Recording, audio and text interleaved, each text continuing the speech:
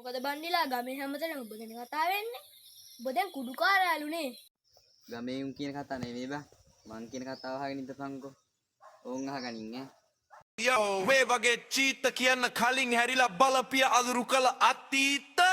ලෝකයට නොපෙනුනත් මගේ මේ ගින්දර මෙය දෝනව අහනමා ළඟ හිටියේ අම්මා අප හැම විට මගේම සහෝදරයෙක් වගේ එකට හිටියේ එක මගේ ඈත් කරේ නැන්දේ නුඹ තමා විඩියක්වත් කටේ තියලා නැති මං ගැන දෝ පතුරයි කුඩුකාරයා කියා ගමේ හැමතැන උඹ කොච්චර ගැහුවත් ගල් මං ඒවා එකතු කර හදනවා මාලිග ආයේ මේ වගේ චීත කියන්න කලින් හැරිලා බලපිය අඳුරු කළ අතීතය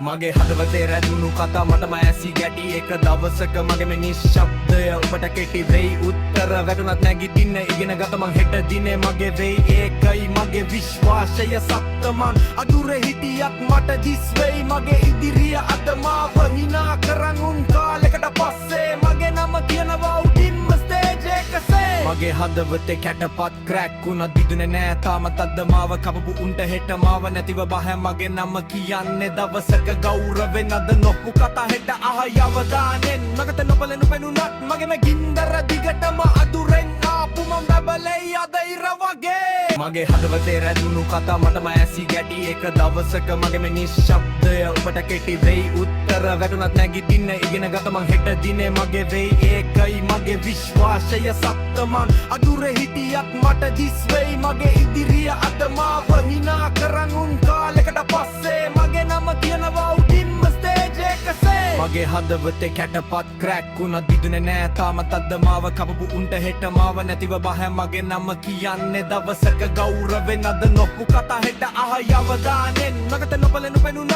මගේ මේ ගින්දර දිගටම අදුරෙන් ආපු මම බබලෙයි අද ඉර වගේ ලෝකෙට නොපෙනුනත් මගේ මේ ගින්දර දිගටම අඳුරෙන් ආපු මම බැබලෙයි අද ඉර වගේ